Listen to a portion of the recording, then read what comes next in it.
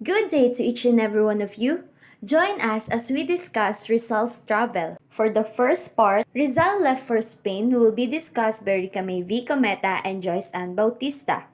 Rizal to Paris will be discussed by Tricia May Cueto, and John Benedict Lucido and Diane Ponteos was in charge to discuss Rizal to Germany.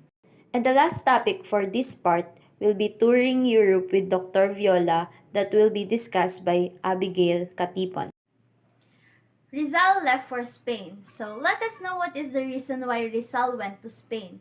So the first reason is that he went to study in Spain. So after finishing the fourth year of the medical course in University of Santo Tomas, Rizal decided to complete his studies in Spain. So the second one is that he has this secret mission, and it was to observe keenly the life and culture, languages and custom, industries and commerce, and government and laws of the European nations in order to prepare himself in a mighty task of liberating his oppressed people for Spaniards' tyranny. This Rizalian secret mission was likewise disclosed by Pasiano in his letter to his younger brother dated Manila, May 20, 1892. Rizal's departure for Spain was kept secret to avoid detention by Spanish authorities and friars. And also, the reason why is to keep this to his parents because they might not allow him to go in Spain. Jose Mercado was the name used by Rizal. So in May 3, 1882, Rizal departed on board on a Spanish steamer, Salvadora, bound for Singapore. In the ship, he met Donato Lecha and befriended him. So he was the ship captain that is from Asturias, Spain. So Rizal described him as an affable man, much more refined than his other countrymen and colleagues than I have ever met. Rizal played chess with his fellow passenger who were much older than him, but he beat them all.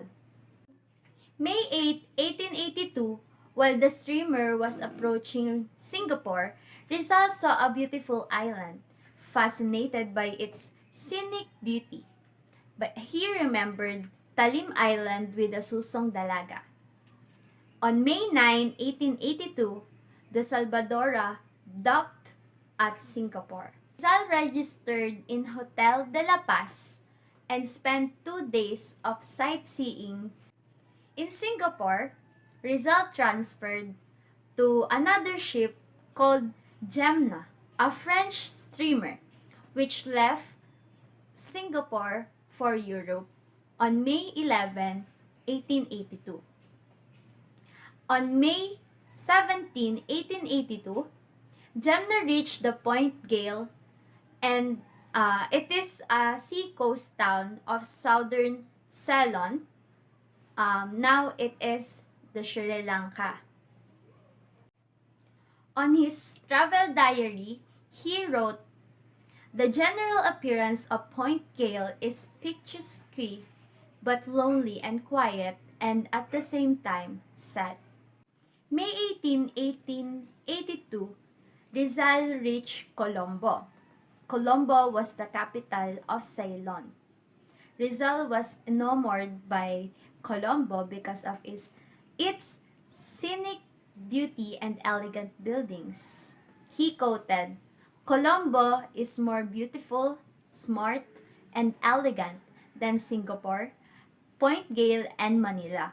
For the first time, Rizal cited the barren coast of Africa, which he called an hospitable land, but famous. From Colombo, through Dejma steamer, they got their first trip through Suez Canal. So first they saw Aden, city hotter than Manila. So Rizal was amused to see camels for the first time. City of Suez, the Red Sea terminal of Suez Canal. And Suez Canal was built by Ferdinand de Lesseps, a French diplomat engineer, which was inaugurated in November 17, 1869. They also passed through Port Said, the Mediterranean terminal of Suez Canal. June 11, 1882, Rizal reached Naples. Rizal was pleased on this Italian city because of its business activity, its lively people, and its panoramic beauty. Night of June 12, 1882, the steamer docked at the French harbor of Marseilles. Rizal visited the famous Chateau d'If, where Dantes, hero of the Count of Monte Cristo, was imprisoned. So Rizal stayed 2.5 days in Marseilles. Afternoon of May 15, 1882, Rizal left Marseilles by train for the last lap of his trip to Spain. Rizal crossed the Pyrenees and stopped for a day at the frontier town of Port Bau. June 16, 1882, Rizal finally reached his destination, which is Barcelona. Rizal's first impression of Barcelona, the greatest city of Catalonia and Spain's second largest city, was unfavorable. The most famous street in Barcelona was La Rambla.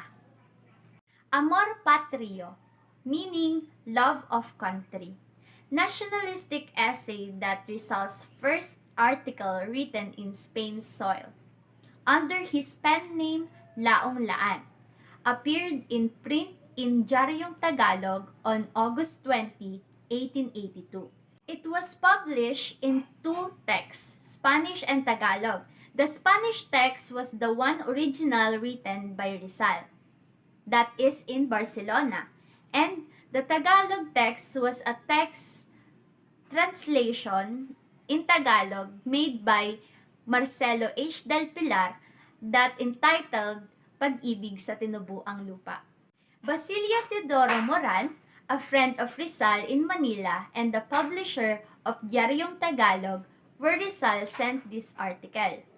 So the first Manila bilingual newspaper was Diaryong Tagalog, which in Spanish and in Tagalog. Los Viajes, or meaning travels.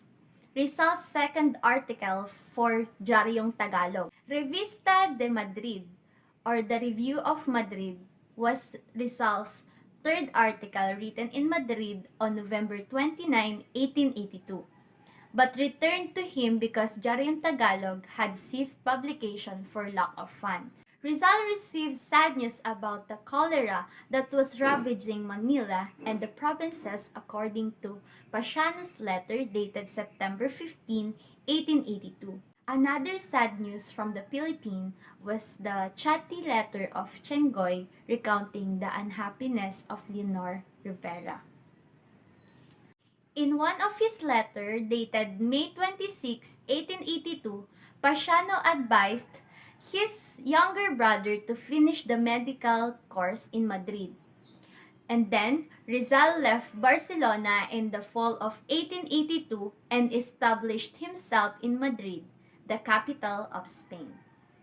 So this is the last part of my report. So, life in Madrid will be discussed by Joyce. Life in Madrid. November 3, 1882, Rizal enrolled in the Universidad Central de Madrid, Central University of Madrid, in two courses, which is medicine and philosophy and letters. But beside him studying those two courses, he still studied painting and sculpture in Academy of Fine Arts of San Fernando. While he was in Madrid, he carefully budgeted his money and never wasted it in gambling, wine, and women. Rizal's only extravagance was investing a few pesetas for a lottery ticket in every draw of the Madrid lottery. Rizal spent his leisure time reading and writing at his boarding house attending the reunions of Filipino students at the house of Paterno brothers, which is Antonio, Maximo, and Pedro, and practicing fencing and shooting at the gymnasium.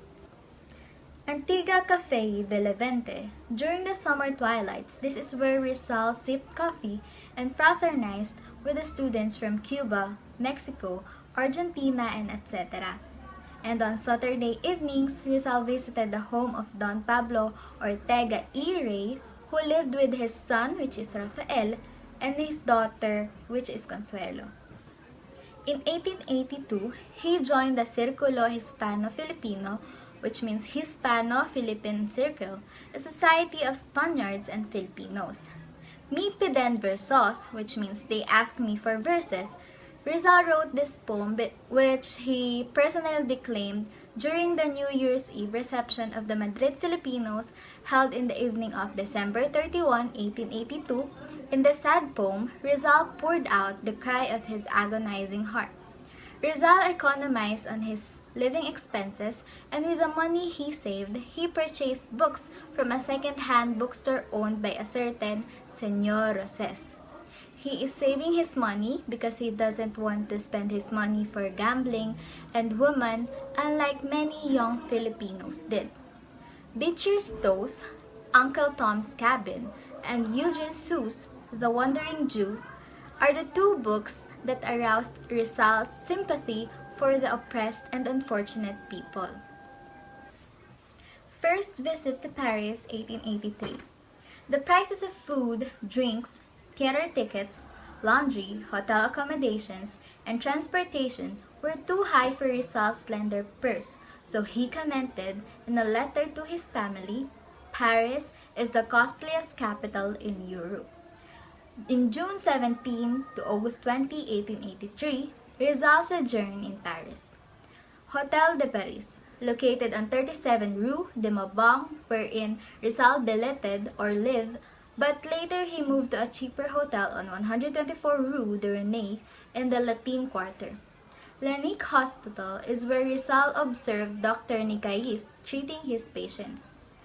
La Ribazé Hospital, where Rizal observed the examination of different diseases of women and was impressed by the way the Spanish Mason openly and freely criticized the government policies and lambasted the friars, which could not be done in the Philippines. March 1883, Rizal joined the Masonic lodge called Acacia in Madrid. Rizal's reason for becoming a Mason was to secure Freemasonry's aid in his fight against the friars in the Philippines. Lodge Solidaridad, Madrid, Rizal transferred where he became a Master Mason on November 15, 1890. In February 15, 1892, Rizal was awarded the diploma as Master Mason by Le Grand Orient de France in Paris. Science, Virtue, and Labor. This is Rizal's only Masonic writing, a lecture which he delivered in 1889 at Lodge Solidaridad, Madrid. Financial worries. After Rizal's departure for Spain, things turned from bad to worse in Calamba. First, harvest of rice and sugarcane failed on account of drought and locusts. 2. The manager of the Dominican-owned hacienda increased the rentals of the lands that was cultivated by Rizal's family. And then third, a dreadful pest killed most of the turkeys. Due to the hard times in Calamba, the monthly allowances of Rizal in Madrid were late in arrival, and there were times when they never arrived. In June 24, 1884, a touching incident in Rizal's life in Madrid wherein he was broke and was unable to take breakfast. Evening of June 25, 1884, a banquet was sponsored by the Filipino community to celebrate the double victory of the Filipino artists in the National Exposition of Fine Arts in Madrid, November 20, 21, and 22, 1884. The serene city of Madrid exploded in bloody riots by the students of the Central University. In November 26, 1884, Rizal wrote the recounting tumultuous riots to his family. In June 21, 1884, Rizal completed his medical course in Spain. He was conferred the degree of licentiate in medicine by the Universidad Central de Madrid. 1884 to 1885, Rizal studied and passed all the subjects, leading to the degree of Doctor of Medicine. But he did not present the thesis required for graduation, nor paid the corresponding fees, and because of that, he was not awarded his doctor's diploma.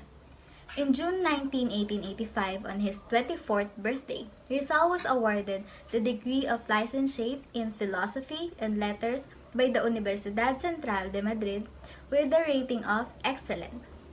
November 26, 1884, a letter to Rizal's family written in Madrid wherein he said, "My doctorate is not very much value to me, because although it is useful to a university professor, yet I believe they, the Dominican friars, will never appoint me as such in the College of Santo Tomas. I say the same thing of philosophy and letters, which may serve also for a professorship, but I doubt if the Dominican fathers will grant it to me." And now, let's talk about the journey of Rizal from Paris to Berlin. In the year 1885 to 1887, after completing his studies in Madrid, Rizal went to Paris and Germany in order to specialize in ophthalmology. Ophthalmology is the study of medical conditions relating to the eye. In Berlin, capital of unified Germany, he met and befriended several top German scientists, and they are Dr. Fyodor Jagor, Dr. Adolf B. Meyer, Dr. Hans Meyer, and Dr. Rudolf Meyer. And in Gay Paris, in the year 1885, after his studies in Madrid, Rizal went to Paris in order to acquire more knowledge in ophthalmology. He was 24 years old when he went to Paris. And these are the people who Rizal met during his day in Gay Paris. On his way to Paris, he stopped at Barcelona to visit his friend Maximo Viola. So Maximo Viola is a medical student and a member of a rich family of San Miguel, Bulacan. And Senor Eusebio Corominas, editor of the newspaper La Publicidad, and made a crayon sketch of Don Miguel Moraita, owner of La Publicidad and a statesman. So the owner of the La Publicidad is Miguel Moraita. Rizal gave editor Corominas an article on the Carolines question, then a controversial issue for publication. In November 1885, Rizal was living in Paris where he sojourned for about 4 months. And Dr. Louis de Weckert in the year 1852 to 1906, leading French ophthalmologist, wherein Rizal worked as an assistant from November 1885 to February 1886. And Paz Pardo de Tavera, she is a pretty girl who was engaged to Juan Luna. And at the studio of Juan Luna, Rizal spent many happy hours, and Rizal helped by posing as model in several paintings. He rapidly improved his knowledge of ophthalmology, as revealed by his letter to his parents on January 1, 1886. And also, in Gay Paris, Rizal also became a musician, and because music played an important part in all Filipino reunions in Barcelona, Madrid, Paris, and other cities of Europe. The Filipino contemporaries of Rizal could either play an instrument or sing. And on November 27, 1878, Rizal told Enrique Lete that he learned the solfeggio, the piano, the voice culture in 1 month and a half. And by the sheer determination and constant practice, Rizal came to play the flute fairly well. He was a flutist in various impromptu reunions of Filipinos in Paris. Rizal composed some songs and entitled Alinmang Lahi, or in English, Any Race. This song is a patriotic song written by Rizal which asserts that any race aspires for freedom. And the second song is La Deportacion, or in English, Deportation. This song is a sad danza which Rizal composed in Dapitan during his exile. And in historic Heidelberg. So in the February 1, 1886, Rizal left Gay Paris after enough experience as an ophthalmologist. And on February 3, 1886, he arrived at Heidelberg, and he lived in a boarding house with some German law students. And Dr. Otto Becker, distinguished German ophthalmologist, where Rizal worked. Rizal worked at University Eye Hospital. And also in Heidelberg, Rizal wrote a poem to the flowers of Heidelberg. In 1886, in the spring of 1886, Rizal was fascinated by the blooming flowers along the cool banks of the Neckar River. The beautiful spring's flowers reminded him of the blooming flowers at the garden of his home in Calamba. And in April 22, 1886, he wrote a poem entitled A Las Flores de Heidelberg. And also in Heidelberg with Pastor Ulmer at Wilhelmsfield. So Wilhelmsfield is a mountainous village near Heidelberg, where Rizal spent a 3-month summer vacation. And Dr. Karl Ulmer is a kind Protestant pastor where Rizal stayed, who became his good friend and admirer.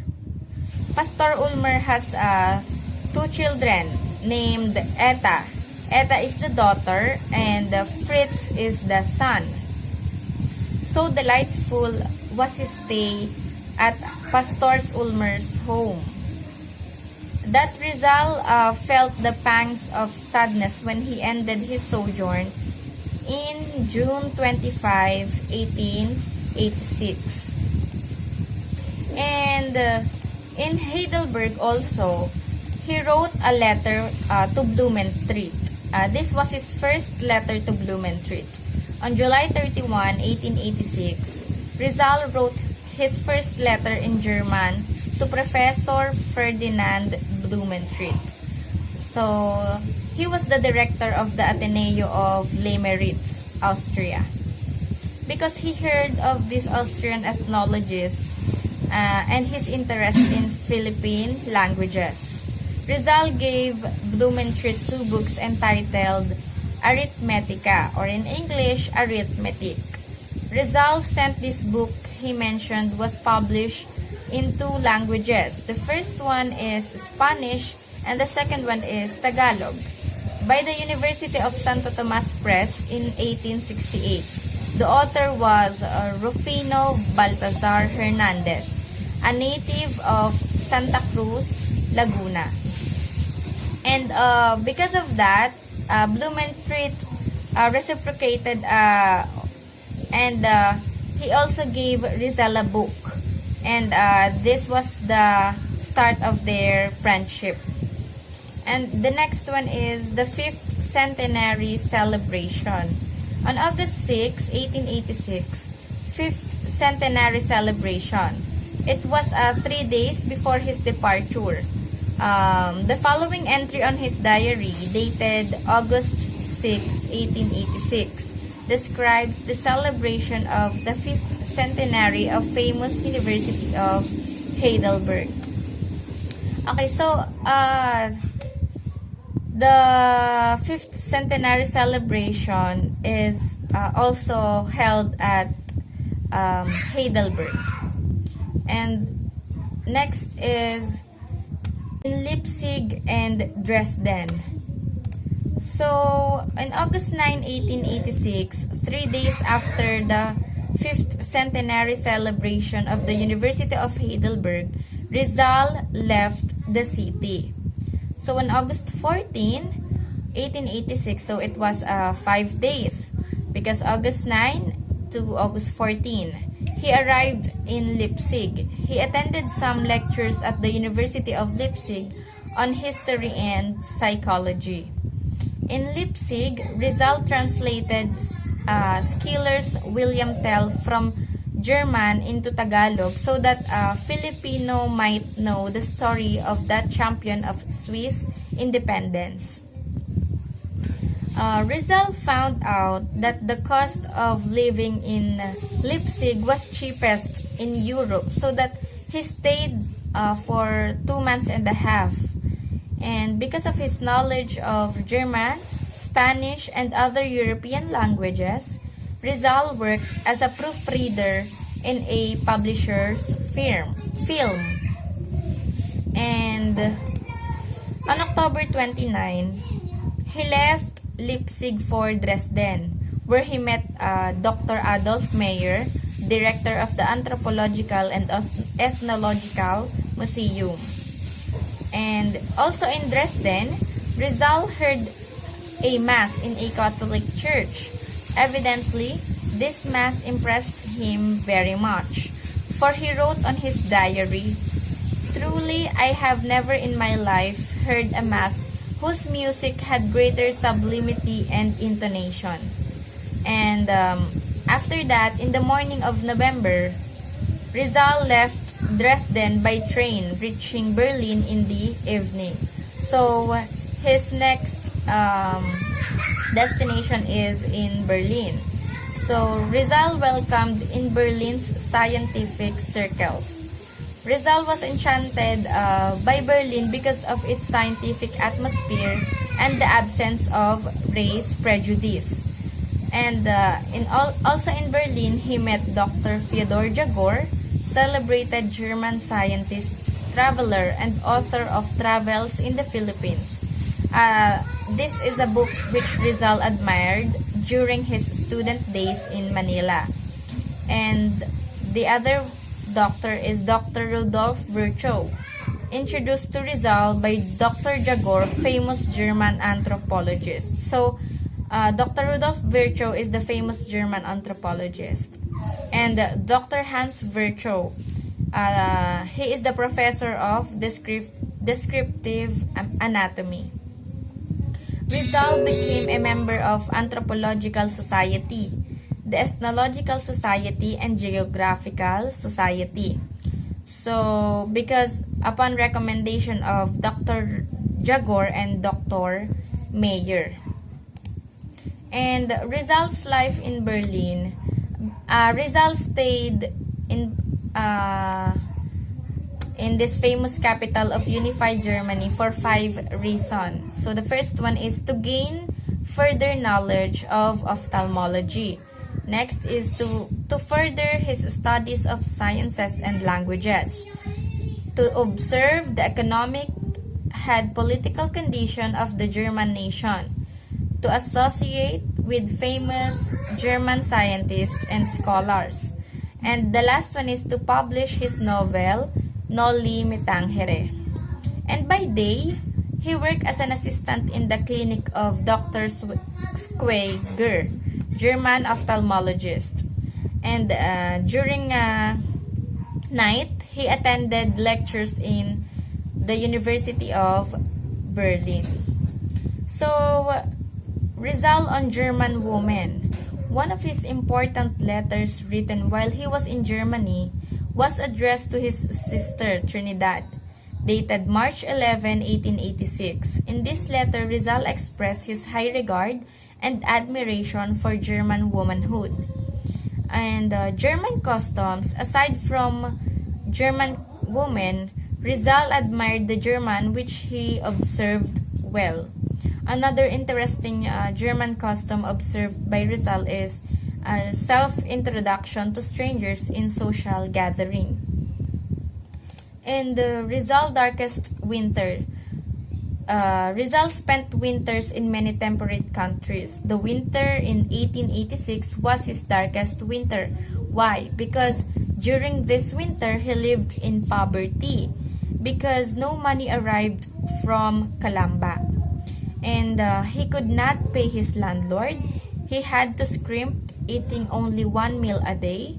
His clothes are old and threadbare, and his health broke down due to lack of proper nutrition. That's why this was become Rizal's darkest winter. Good day, English 3A. We are the third batch of the reporters from Group 2 who will report the journey of Jose Rizal. The part that was assigned to us is Noli Me Tangere, published in Berlin, year 1887. I'm John Benedict Lucido, the first part reporter, and Princess Den Pontejos will be the second part reporter. So let's start. These are the table of contents. The first one would be the introduction. The second part would be Rizal's idea of writing a novel. The third chapter would be the writing process, which is divided into two parts. And the final chapter for my part is The French Spy. But before I end my report or my part, I would show you a glimpse of Rizal's works in the book Noli Me Tangere. So, let's proceed. Chapter 1, Introduction. This will tell how memorable was Rizal's life during 1886 and who are the people that he met and helped him publish this novel.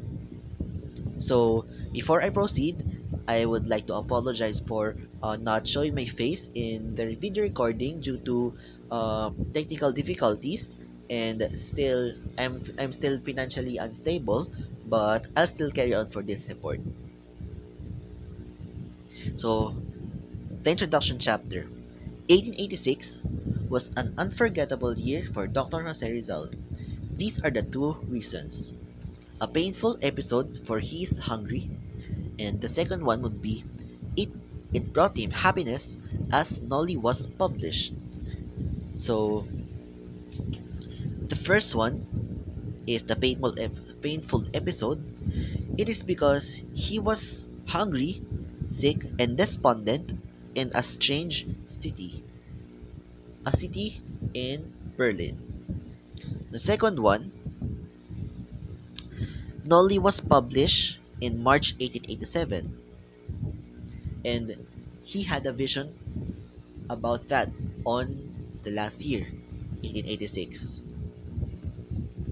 So the second chapter would be idea of writing a novel in the Philippines. So before I proceed to the second chapter, the idea of writing a novel on the Philippines was actually how did Rizal thought of writing a novel. So here are the terms to remember. The first one is Uncle Tom's Cabin. Uncle Tom's Cabin was the novel that inspired Rizal to write his own novel. The book tells about the brutalities of American slave owners. Its owners, it's just a typographical error, but let's go. Slave owners and the pathetic conditions of the unfortunate Negro slaves. The second term that you need to remember is Harriet Beecher Stowe, the author of Uncle Tom's Cabin. The last term would be Rizal's memorable book named Noli Me Tangere. Noli Me Tangere is a novel that depicts the miseries of the Filipinos under the lash of the Spanish tyrants. So to compare Noli Me Tangere and Uncle Tom's Cabin, Noli Me Tangere focuses on the Filipinos, while Uncle Tom's Cabin talks about the mistreatment of the soldiers to the Negro slaves. It was during his time, so Rizal was inspired to write a novel which is set on his current time, on the year 1880s, and soon after it would be published. For the second chapter, or chapter 2.2, Rizal's reunion in Madrid. This chapter will tell all about Rizal's travel in Madrid and it will answer whom did he met and what happened to his vision. In Madrid, during a reunion of the Filipinos in the Paterno residence in Madrid on January 2, 1884, Rizal proposed a writing of a novel about his fellow countrymen by a group of Filipinos. To deepen the explanation, in Madrid, in the Paterno residence, Rizal expressed his vision to create a novel about his countrymen, and that novel would be written some chapters by some of his co-Filipinos. So, this information was not placed in the PowerPoint due to technical difficulties, but remember the people that Rizal had met in the Paterno residence. His proposal was unanimously approved by, so here are the names: Pedro Paterno, Maximino Paterno, Antonio Paterno, Graciano Lopez Haina, Evaristo Aguirre, Eduardo de Lele, Julio Llorente, Melesio Figueroa, and Valentin Ventura. Also take note of the date, January 2, 1884. So, the plan then continued, but what happened afterwards? Unfortunately, Rizal's writing did not materialize, but he was determined to write it alone. So we'll proceed to the third chapter, which is divided into two parts, namely, the writing process of Noli, part 1. So this would be served as the timeline on how Noli Me Tangere was made. So starting off with the end of 1884, he wrote his first half of the novel. The second timeline would be during his time in Paris, specifically when he finished his studies in the Central University of Madrid, year 1885. He continued his one half of the second half. The third timeline would be April to June of 1886. He wrote the final chapters during his time in Wilhelmsfeld. So, it's easy to understand if you understand first the terms, which is this numbers 1884, 1885, and 1886, because he has this was a long-term process, or specifically 2 to 3 years. It took him 2 to 3 years before he was able to produce this this iconic book. So let's proceed to the second part of the third chapter, the writing process of Noli, part 2. Continuing the timeline, Viola, the savior of the Noli. Rizal then received a call from Dr. Maximo Viola and helped him by loaning so that he could print the novel. Dr. Maximo Viola was the one that I'm referring to back on the introduction part, where where Rizal experienced a painful episode because he already lost hope in 1886 on the month of February. It is because, despite his efforts to write some of the few chapters and finish it, remember that his writing did not materialize, but because of Dr. Maximo Viola, he saved Rizal and made the publishing possible. And the publishing of it and the final revisions happened when Dr. Viola loaned him and helped him so that Rizal could print the novel. So the last part of the timeline was February 21, 1887. It was the date where Noli Me Tangere was ready to be printed. It will be sold over 300 pesos for 2,000 copies. So that will be all for my timeline of Rizal's writing of Noli Me Tangere. So, before I end, there's still one last chapter, and it is Rizal suspected as a French spy. This chapter would serve as one of my final parts in this report, but however, this would be informative because we won't know if this would be included in the quiz that we will provide sooner or maybe next week. So this chapter will tell about how Rizal was discovered as a spy, a French spy, and how he conquered this situation. The chapter summary of chapter 4. One morning, Rizal was visited by a police chief and asked him to show a passport. He had nothing, so he gave him a 4-day ultimatum to produce a passport. Sadly, after 4 days, he wasn't able to produce one and got called in the German police office after the 4 days, apologizing. When Rizal was explaining, the police suspected him as a French spy for the reason of loving Spain. Oh no, France rather. Loving France and coming from Germany. Rizal, in fluent German language, explained to him his job. Favorably impressed with his mastery of the language and his personal charisma, the police was satisfied and let him stay freely in Germany. And to explain additional information about the summary, we all know that Dr. Jose Rizal is a polyglot, meaning he has knowledge and is able to speak many languages.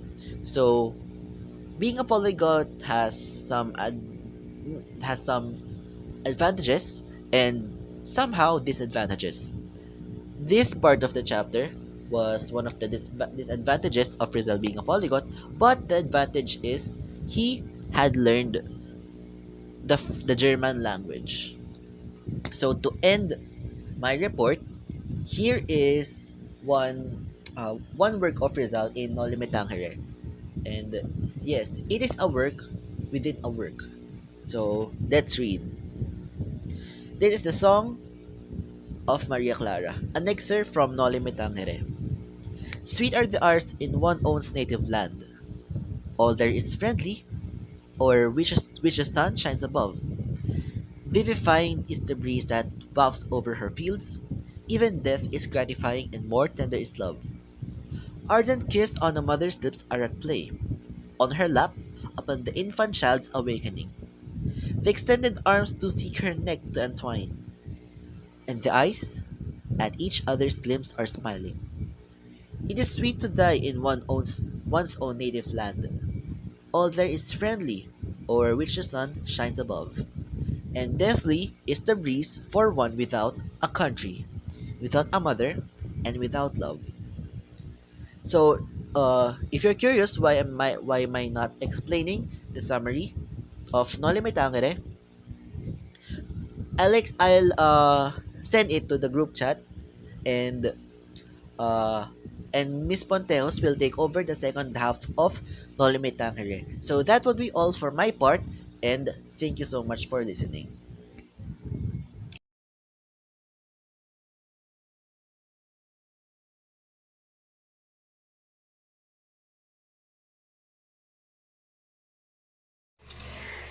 Noli Me Tangere, published in Berlin 1887. Printing of the Noli finished. Maximo Viola helped Rizal in supervising the printing of Noli Me Tangere.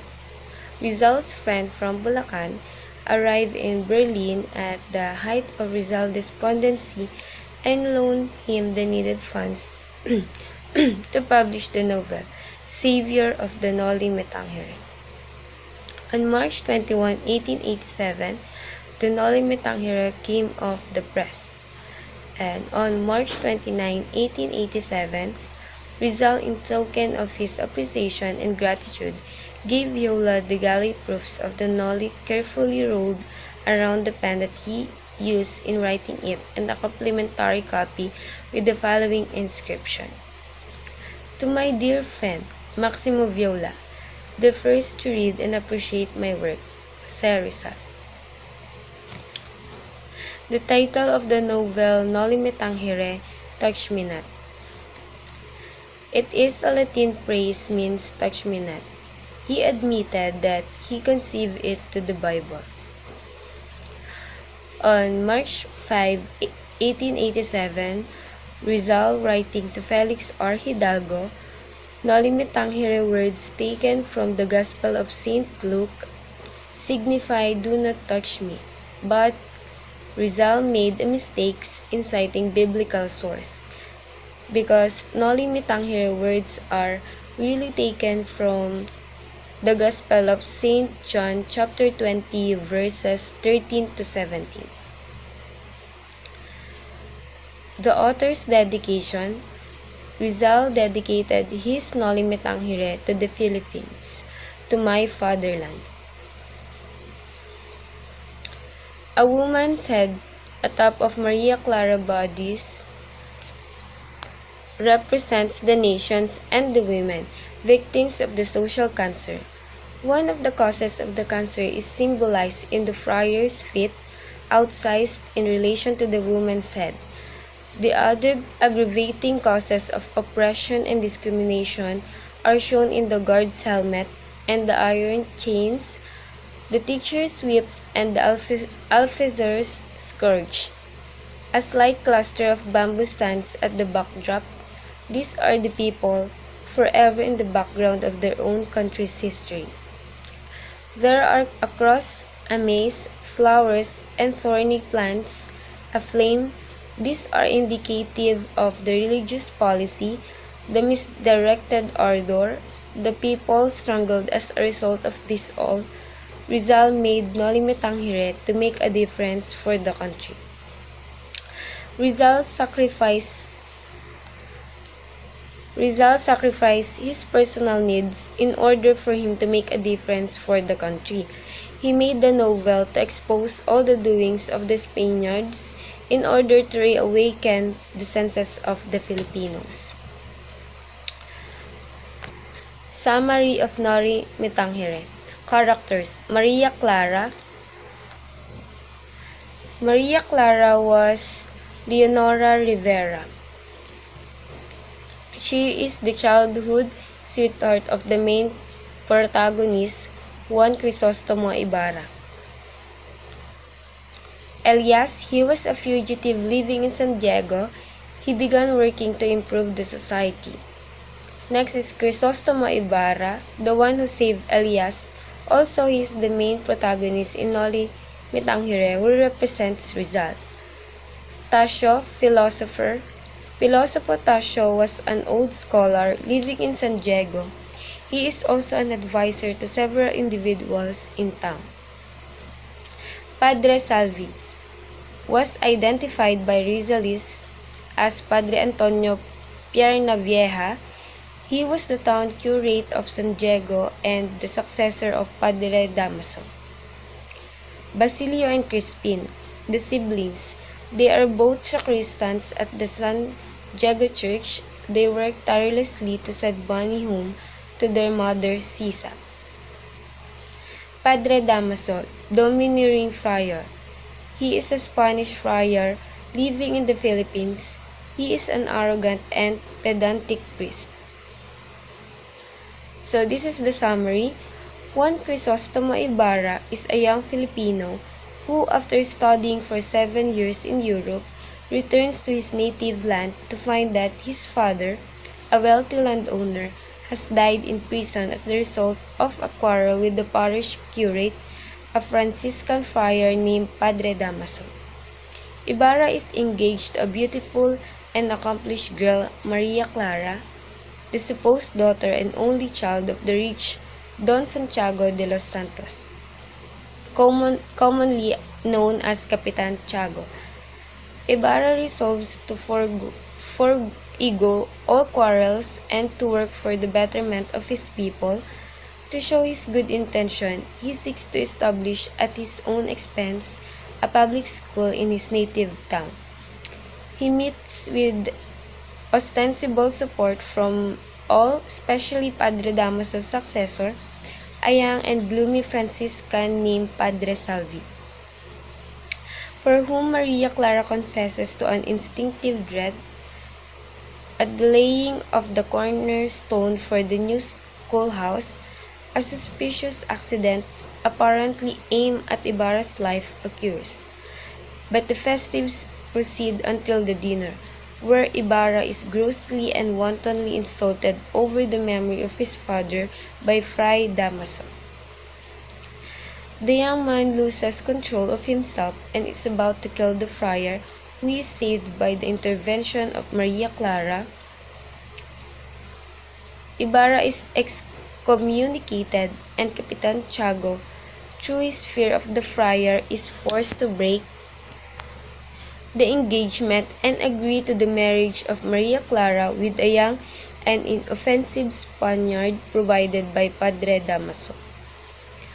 Obedient to her reputed father's command and influenced by her mysterious dread of Padre Salvi, Maria Clara consents to this arrangement but becomes seriously ill, only to be saved by medicines sent secretly by Ibarra and clandestinely administered by a girlfriend. Ibarra succeeds in having the excommunication removed, but before he can explain matters, an uprising against the civil guard is secretly brought about through agents of Padre Salvi, and the leadership is ascribed to Ibarra to ruin him. He is warned by a mysterious friend, an outlaw called Elias, whose life he had accidentally saved. But desiring first to see Maria Clara, he refuses to make his escape, and when the outbreak page occurs, he is arrested as the instigator of it and thrown into prison in Manila. On the evening when Capitan Tiago gives a ball in his Manila house to celebrate his supposed daughter's engagement, Ibarra makes his escape from prison and succeeds in seeing Maria Clara alone. He begins to reproach her because it is a letter written to her before he went to Europe which forms the basis of the charge against him, but she clears herself of treachery to him. The letter had been secured from her by false representations and in exchange for two others written by her mother just before her birth, which proved that Padre Damaso is her real father. These letters had been accidentally discovered in the convento by Padre Salvi, who made use of them to intimidate the girl and get possession of Ibarra's letter, from which she forged others to incriminate the young man. She tells him that she will marry the young Spaniard, sacrificing herself thus to save her mother's name and Capitan Tiago's honor, and to prevent a public scandal, but that she will always remain true to him. Ibarra's escape had been effected by Elias, who conveys him in a bangka up the Pasig to the lake, where they are so closely beset by the civil guard that Elias slips into the water and draws the pursuers away from the boat, in which Ibarra lies concealed. On Christmas Eve, at the tomb of the Ibarras in the Cluby wound, Elias appears wounded and dying, to find there a boy named Basilio beside the corpse of his mother, a poor woman who had been driven to insanity by her husband's neglect and abuses on the part of the civil guard. Her younger son, having disappeared some time before in the convento, where he was a sacristan, Basilio, who is ignorant of Elias' identity, helps him to build a funeral pyre on which his corpse and the mad woman's are to be burned. Upon learning of the reported death of Ibarra in the chase on the lake, Maria Clara becomes disconsolate and begs her supposed godfather Fray Damaso to put her in a nunnery.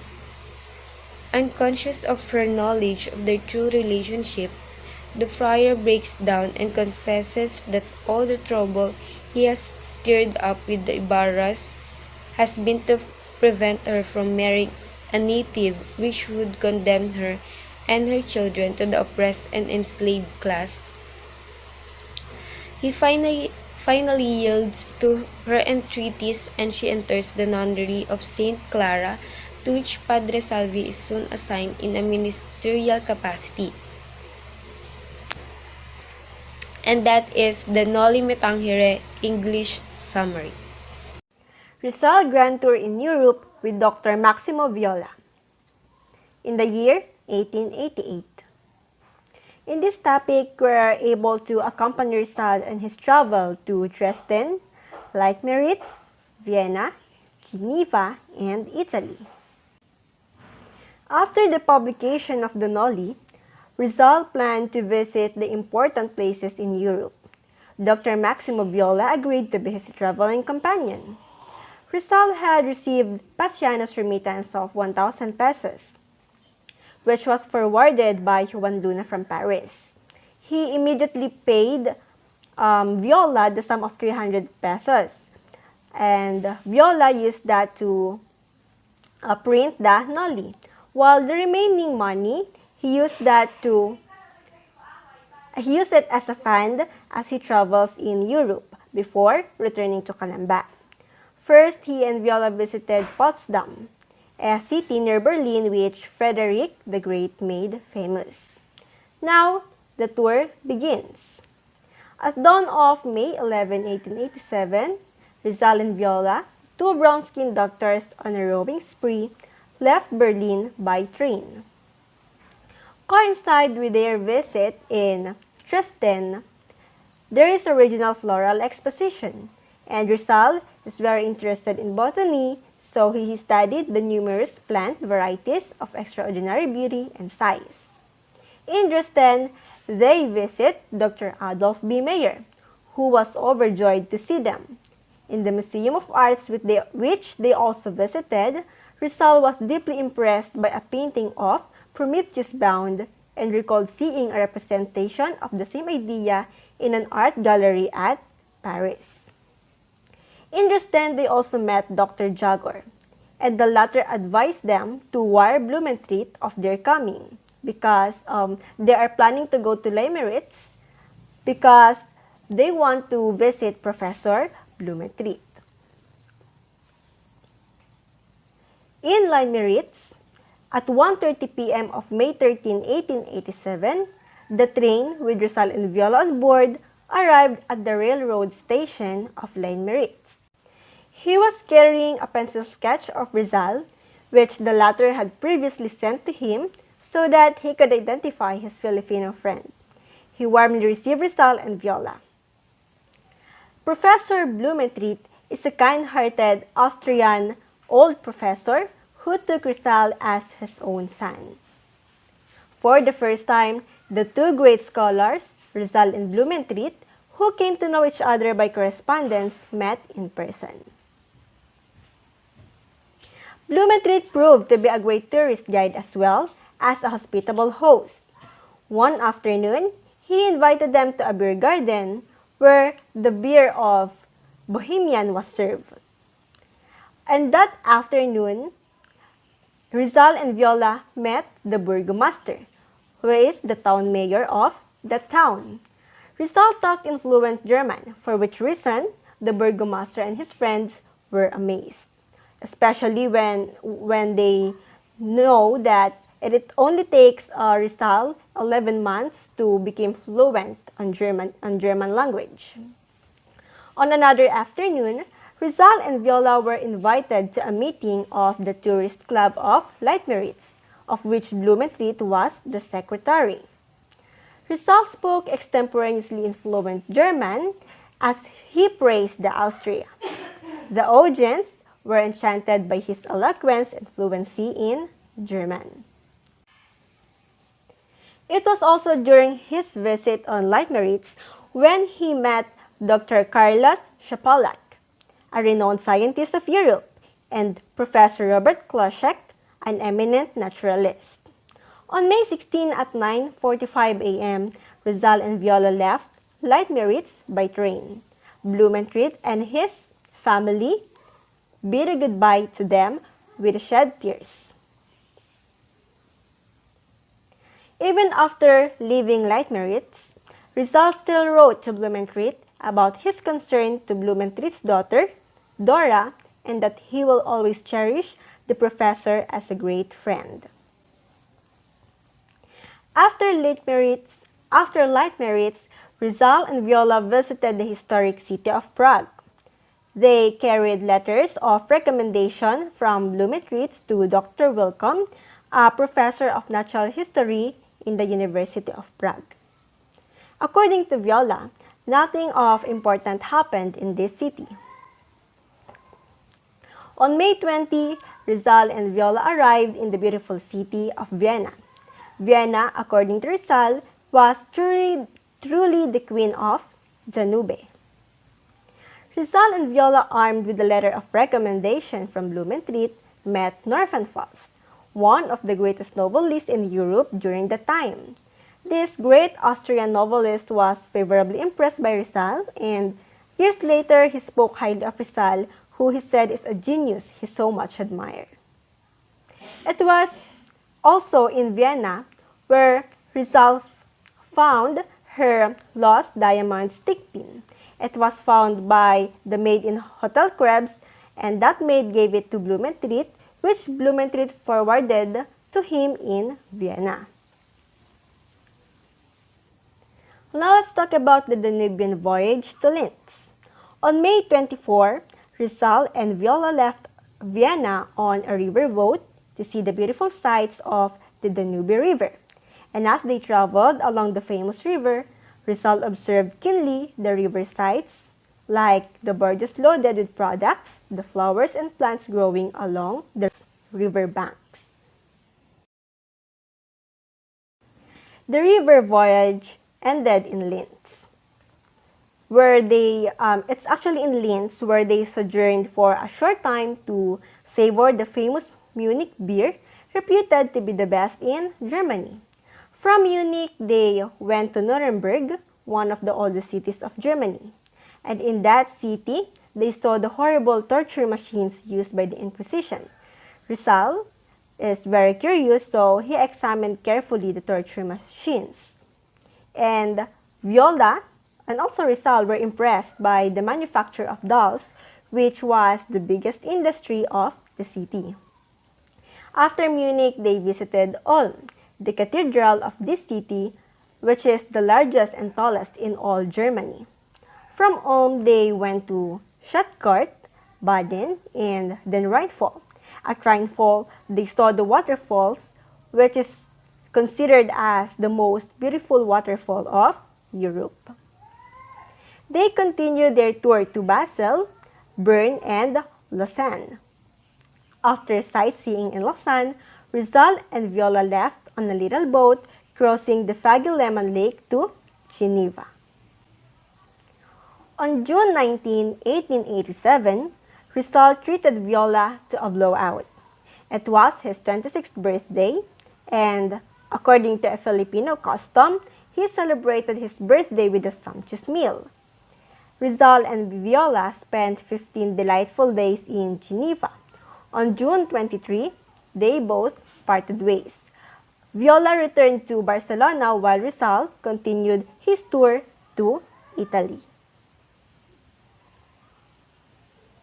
Now let's go back to the time when Rizal and Viola is still touring in Geneva. On his tour, he received sad news from his friends in Madrid. And the news is about the deplorable conditions of the Igorots who were exhibited in the exposition that happens in Madrid, Spain, some of whom died and whose scanty clothing and crude weapons were objects of mockery and laughter by the Spanish people and Spanish press. And Rizal, being a champion of human dignity, was very outraged by this degradation of his fellow countrymen. They are the Igorots of Northern Luzon. On his letter to Blumentritt, he said, "My poor compatriots who are now being exhibited in Madrid are mocked by Spanish newspapers, except a Liberal which says that it is not consistent with human dignity to be exhibited side by side with animals and plants. I have done everything possible to prevent the display of this degradation of men of my race, but I have not succeeded. Now, one woman died of pneumonia. The Igorots were housed in a baraka, rustic house made of bamboo, grass, and tree branches. And El Resumen still makes minced joke about it." While Rizal is in Italy, he actually traveled from Geneva. He visited Turin, Milan, Venice, and Florence. On June 27, 1887, he reached Rome, the Eternal City and also called the City of the Caesars. On June 29th, as the feast day of St. Peter and St. Paul, Rizal visited for the first time the Vatican, the city of the popes and the capital of Christendom.